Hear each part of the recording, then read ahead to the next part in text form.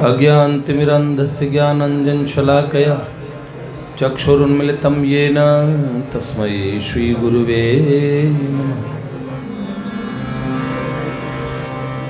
जय जय श्री राधारमण जय जय नवल किशोर जय गोपी चित्तचोर प्रभु जय श्री माखन चोर।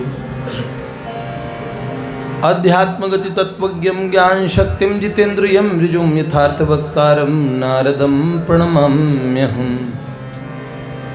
श्री राधा माधव रूपाम्बे माधवो राधा रूपिणं नित्य विहारी निकुंजस्थं शिवावा बाबूजी भजे।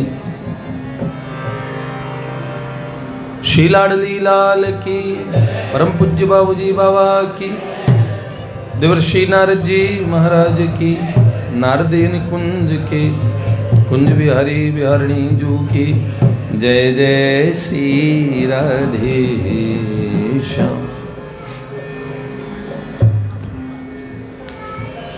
कैसे हैं आप सब लोग? ठीक हैं? चलिए, कोई भी एक सरल सा प्रश्न पूछ लीजिए, उसका उत्तर दे देंगे संक्षेप में। किसी का प्रश्न है? किसी का प्रश्न है? यद्यपि आप लोग सब लोग ब्रह्मविद हैं, सब लोग ब्रह्मज्ञ हैं, ब्रह्म साक्षात्कारी महापुरुष हैं, किंतु फिर भी मुझे सुअवसर प्रदान करें ताकि मैं कुछ सत्संग कह पाऊँ, इसलिए एक प्रश्न बना लीजिए। नहीं है तो बना लीजिए। नम्रता ने बना लिया, आपने बनाया, तो नम्रता और अंगद जी दो ने बनाया। चलिए, क्या प्रश्न है? एक प्रश्न है, भगवान की प्रियता के लिए क्या साधन करना चाहिए? आप लोगों का ये प्रश्न समाप्त हो गया ना, क्योंकि आप सब काम वही कर रहे जो भगवान के प्रिय हो। आपका प्रश्न नहीं है ना किसी का ये? मतलब नम्रता रह गई है यहाँ पे, तुम सब उस पार लग गए हो। भगवान की प्रियता के लिए क्या करें? क्या करें बताओ? आपको क्या दिखता है जिससे भगवान प्रसन्न होंगे? शास्त्रों में बहुत उदाहरण बताए हैं। दो बातें महात्माओं ने कही। क्या? हमारे जीवन में दैवी संपदा हो। भगवान भगवत गीता में कहते हैं, यो मद भक्त सचम में प्रिय, वो मुझे प्रिय है। मुझे ऐसा भक्त प्रिय है, अनिकेत हो, अनपेक्ष हो, शुचिर हो, दक्ष हो, उदासीन हो, गतव्यथ। कैसा? अलग अलग तरीके से भगवान ने कहा। ये सारे दैवीय गुण जब हो जाए, भगवान प्रसन्न हो जाएंगे। एक बात। चलिए,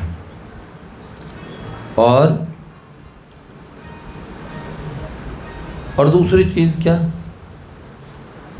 एक तरफ ये है, सुनिए, दूसरी बात कही जाती है, जो नहीं करना चाहिए सो मत करना। करने को अनंत चीजें हैं। एक तरफ को भक्ति कर रहे हैं, दूसरी तरफ ऐसे गड़बड़ घोटाले कर रहे हैं।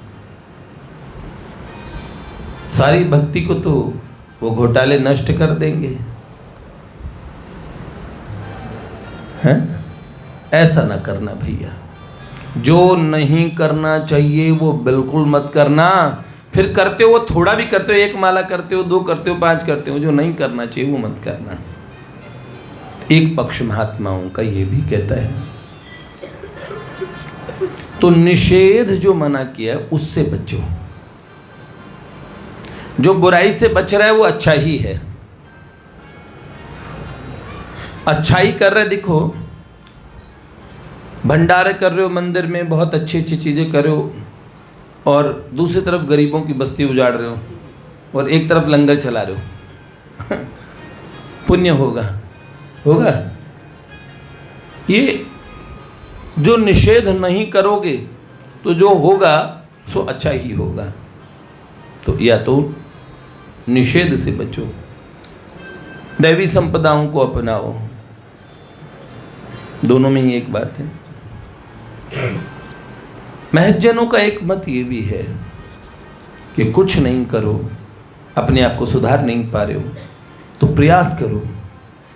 परम पूज्य भाई जी का ये कहना है, संसार है हमारे मन में, हमारे चित्त में तरल पदार्थ की तरह भरा है संसार, और भगवान ठोस है, और संसार क्या है? लिक्विड, बहने वाला।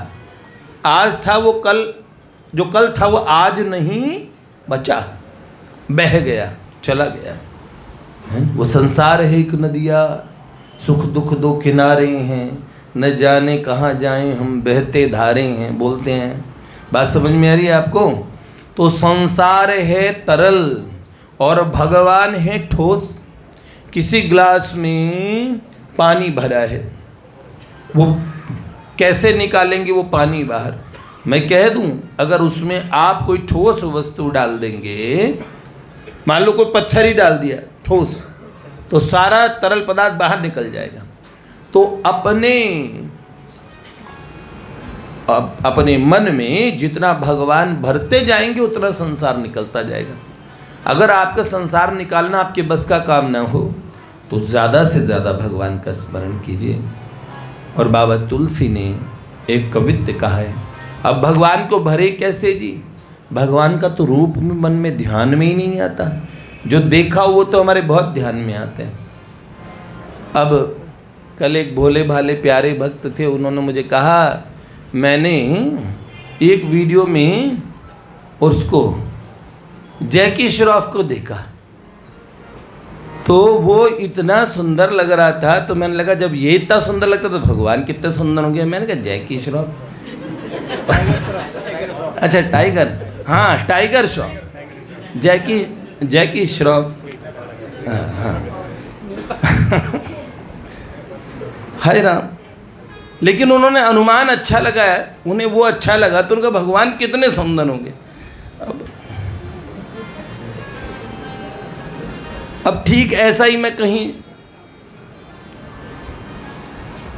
वो मुझे ठीक तुलना वैसी लगी जैसे कोई कह दे मैंने जॉनी लीवर को देखा नहीं, कोई तुलना नहीं है।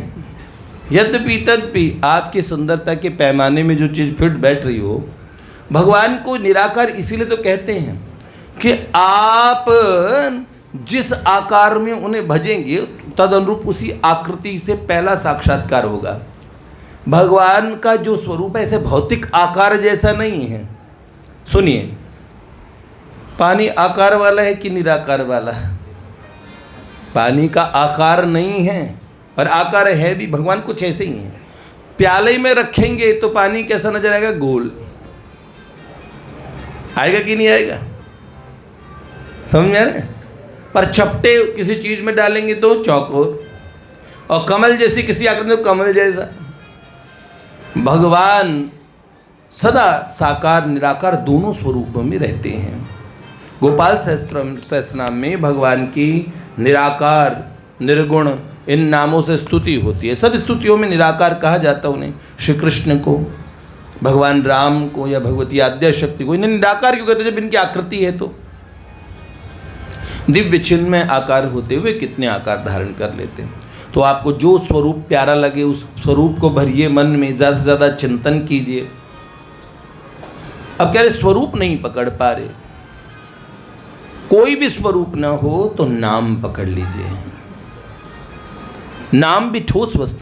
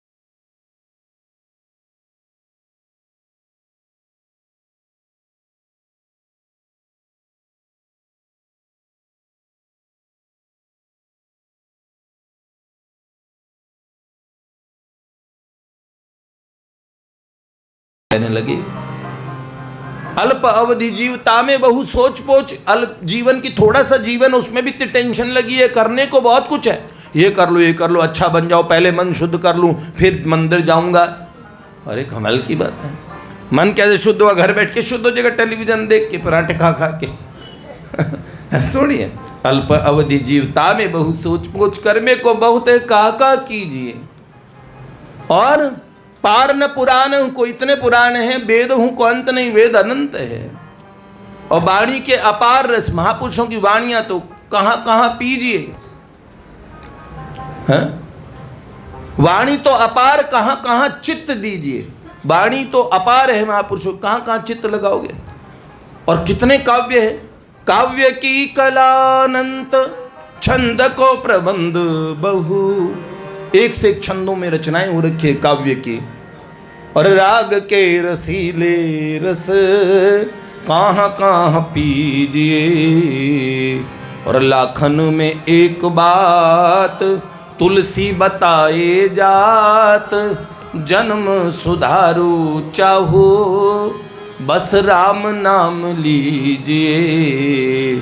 लाखन में एक बात तुलसी बताए जात, जन्म सुधारू बस राम नाम लीजिए। जीवन के 2-3 पैमाने जिनसे भगवान प्रसन्न होते हैं। नाम जप से प्रसन्न होते, ध्यान से प्रसन्न होते, सो बहुत अच्छी बात। आपका जीवन तदनुरूप हो, ये भी बहुत अच्छी बात है। सीधी बात, प्रयास करो भरसक, कोशिश करो कि मैं वो करूं जिसे भगवान को अच्छा लगे। किसी की चुगली कर रहे हो, अपने मन में भगवान से पूछ लो। किसी को गाली दे दूं, इसका नाश पड़ जाए, ऐसा कर लूं प्रार्थना, प्रभु कैसा रहेगा। भगवान के अनुरूप चलिए, भगवान को अपने अनुरूप न चलाएं। पूछिए, ये कर्म मैं कर रहा हूं, ये मैं करूं तो आपको अच्छा लगेगा? क्या साधक को, भक्त को ऐसा कर्म करना चाहिए? क्या ऐसा सोचना चाहिए? किसी के बारे में न्यूनाधिक सोचते हैं, तब सोचिए, भगवान से पूछिए। तो भगवान आपको प्रिय क्या लगता है? आपके जीवन में वो प्रिय काम होने लगेंगे जिस जो भगवान की प्रियता वाले काम होने लगेंगे। पूछिए। आप मनस्थ अपने ठाकुर जिनसे प्यार करते हैं, किशोरी जी से प्यार करते हैं, माधव जी से प्यार करते हैं, साधना कितनी कर रहे हैं? 4-4 घंटे माला फेरने के बाद में फिर बाकी के 20 घंटे गुंडई करेंगे? क्या करेंगे हैं?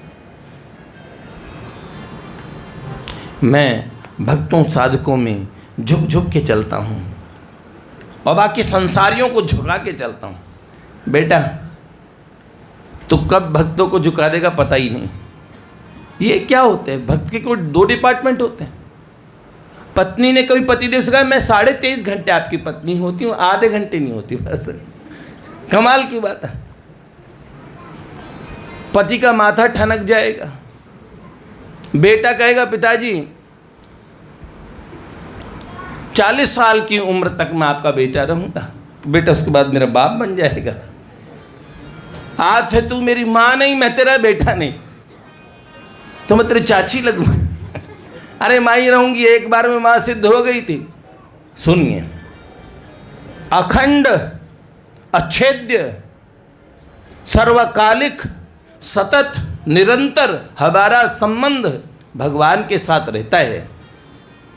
आप भक्ति करें, सतत भक्ति करें। सतत भक्ति का अर्थ ये है सदा भगवान के रहिए और ये सोच को जो संभाल के चलता है कि देखो मैं जो कर रहा हूँ वो भगवान को ठीक लगेगा कि नहीं लगेगा। बहुत पहले हम गाते थे, मेरा उद्देश्य हो प्रभु आज्ञा को तेरी पालना, कर कर कमाई धर्म की अर्पण तुझे कर डालना। जो भी शुभ कर्म करे भगवान को अर्पित कर दे, ना पुण्य अपने पास रखें न पाप। सही। वैसे तो आप बड़े सयाने, आप सोचेंगे ये बात अच्छी लगी, पाप तो हम भगवान को दे देंगे, प्रभु आपको ही अर्पित है। ये ऐसे नहीं, ठीक है। भगवान से ये कहना चाहिए, कायेन वाचेन मनसेन्द्रिय वा बुद्ध्यात्मनो वा प्रकृति स्वभावात् करोमि यद यद सकलम परस्मै श्री नारायणायेति समर्पयामि। मैं जो करता हूँ अपनी प्रकृति के स्वभाव से, क्रियाओं से, अपनी तरफ से बेस्ट अच्छा करने की कोशिश करे, फिर गलती भूल चूक हो जाती है, भगवान की तरफ से क्षमा हो जाती है। लेकिन आप समझिए, भगवान की प्रसन्नता समझ में आई? जो ये सोच रखता है कि मैं वही काम करूं, वही भगवान को प्रसन्न कर पाता है। कौन सा? अब काम कितना कर पाते हैं, आप कितने सफल हो पाते हैं, वो तो एक प्रश्न है, किंतु आप ऐसे सोच रखेंगे भगवान इससे प्रसन्न हो जाएंगे। अंत सर्वांतर्यामी प्रभु समझ जाते कि ये बालक मुझे प्रसन्न करना चाह रहा है। जचा तो नाम जप इत्यादि करने ही चाहिए, भगवान उनसे प्रसन्न होते हैं। सत्कर्म करने चाहिए, प्रसन्न हो। जो दुष्कर्म से बचना चाहिए, भगवान उससे प्रसन्न होते हैं। लेकिन सबसे बड़ी बात, हम ये सोच रखें कि भगवान प्रसन्न हो, हम वही काम करें। भगवान प्रसन्न होते हैं माला जप से। करिए 24 घंटे माला, नींद ना आने पाए। हम कहिए भैया ऐसे कैसे हो सकता है, अखंड राम नाम जप, तो मैं ही 24 घंटे बाद मैं ही खंडित हो जाऊंगा ना भैया। अगर राम नाम तो मेरा राम नाम सत्य हो जाएगा। बोल के दिखा दो मुझे। 24 घंटे का अखंड राम नाम बोलते हैं कई लोग। कईयों ने किया अनुष्ठान, मुझसे पूछते हैं मेरा सफल हो जाएंगे ना, इस बार मुझे भगवान मिल ही जाएंगे ना। तो देखो, मैंने कभी किसी को बोला, मैं हंस के भेज देता हूँ, जाओ तुम। 24 में 22 घंटे का जप का मैंने अनुष्ठान किया है, खुद बैठ के। केवल 2 घंटे पर लघु शंका इत्यादि और कुछ संसार का जो नैतिक आवश्यकताएं उनके लिए रखा, कुछ अनिवार्यताएं होती है उसके लिए। लेकिन 22 घंटे बैठ के किया आसन पे। अब सोचो तो पता लगता है कि कितनी मुश्किल होती है, कैसी समस्या आती है। और कोई कहे अखंड नाम जप कर रहे, हमारा अखंड नाम जप चलता है। अखंड नाम जप ऐसा कि जब जितना नाम जप करो उसके बाद में नाम महाराज को कहो कि अब मेरी सांस में आप विराजित रहिए, मेरे हृदय के सिंहासन पे विराजित रहिए। कार्य करने से पूर्व भगवान के नाम का स्मरण किया, कार्य के मध्य में स्मरण किया, कार्य के समापन में स्मरण किया, उतने देर तक भी आपका नाम जप माना जाएगा। अब जो चालाकी कर रहे हैं बाकी टाइम में और फ़ोन स्क्रॉल कर रहे हैं और इंस्टा चल रहा है, रील चल रही है धड़ाके से। मैंने इंस्टा के प्रारंभ में राम बोला, मध्य में वीडियो देखते वाह करते राम बोल दिया, अंत में राम बोल दिया। ये मेरा अखंड भजन चल रहा है। देखो ये जो चालाकी है ना, ये प्रभु के घर में नहीं चलते। सुनो, आप चतुर सुजान, आपको चतुराई जहाँ से मिली, जिस फैक्ट्री से ये प्रोडक्ट लेके आए हो, ये लेके आए हो ना, ये जो भेजा, वहाँ वो बनाया जाता है। सही है, तुम भगवान को बिल्कुल भी नहीं बना सकते। आप याद रखना, इस तरीके से ये संसार में मूर्ख बनाने का जो व्यापार है वो लोग एक दूसरे के साथ करते हैं। तो साधक का मतलब ही, साधक कहते ही उसे हैं जो ईमानदार हो। ठीक है, आपकी ईमानदारी होनी चाहिए, जितने आप ऑनेस्ट हैं। ठीक है, सही बात। तो भगवान को प्रसन्न रखने की सोच ही भगवान को प्रसन्न करने का सबसे बड़ा साधन है। ठीक है, आपसे एक सोच रखोगे भगवान को प्रसन्न करने की, और क्या करोगे, बस कोई भी कार्य, कोई निर्णय लो, उससे पहले ये पूछ लो, उससे पहले भगवान से पूछ लो ये अच्छा है क्या है। माता जी पे गुस्सा आया, गाली बक दी बेटे ने, पूछ लो, पहले ही पूछ लो, प्रभु गाली बक दूं माँ को? आपके मन के प्रभु पहले ही बता देंगे आपको। किसी से भी जालसाजी करोगे, भैया प्रभु कर लूँ 420 से, ये जो क्षण में झूठ बोल देते हो, ये क्षण में गलत दृष्टि कर लेते हैं, किसी को कुदृष्टि से देख लेते हैं, पूछ लो, प्रभु मैं साधक हूँ, आपको प्राप्ति करना चाहता हूँ, मुझे करना चाहिए। प्रभु मैं यहाँ घर बैठ के पगुरा रहा हूँ, मुझे मंदिर जाना चाहिए या यहीं लेटा रहूँ? प्रभु मुझे प्राप्ति हो जाएगी ना यहीं? भैया तो है ही नहीं भैया प्रभु 15 दिन से, जब 16वें दिन आएंगे तभी चला जाऊँगा प्रभु। देखो बेटा, ये जितने भी सयाने हैं, बहुत बढ़िया बात है। इतनी बात समझो, साधक को साधना के प्रति, रिश्तों के प्रति और अपनी सभी समस्त दायित्वों के प्रति भी संवेदनशील होना चाहिए। ठीक है, भगवान से पूछना एक एक चीज़ जीवन की। जय जय श्री राधे लाडली लाल की। यह आज के प्रश्न का उत्तर।